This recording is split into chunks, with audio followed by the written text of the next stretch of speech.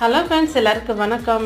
நம்ம வந்து இந்த ஸ்கூல் லீவில் பிள்ளைங்க இருக்கும்போதே கம்பு, கேப்பை, ராகி, சோளம்னு எல்லாத்தையும் சேர்த்துக்கலாம். இப்போ நம்ம சோள பணியாரம் செய்கிறோம். 2 கப்பு சோளத்துக்கு 1 கப் பச்சரிசி, 1 கப் புழுங்கலரிசி, 1/4 கப் உளுந்து, 2 ஸ்பூன் வந்து வெந்தயம் எல்லாத்தையும் ஒன்றா ஊற வச்சு ஆட்டி எடுத்தாச்சு. மறுநாள் வந்து பீன்ஸு, கேரட்டு, சின்ன வெங்காயம், பெரிய வெங்காயம், இஞ்சி, பச்சை மிளகான்னு எல்லாத்தையும் சாப்பரில் வச்சு நைஸாக கட் பண்ணியாச்சு. 2 ஸ்பூன் வந்து கடலப்பருப்பு ஊற வச்சு வச்சுருக்கேன்.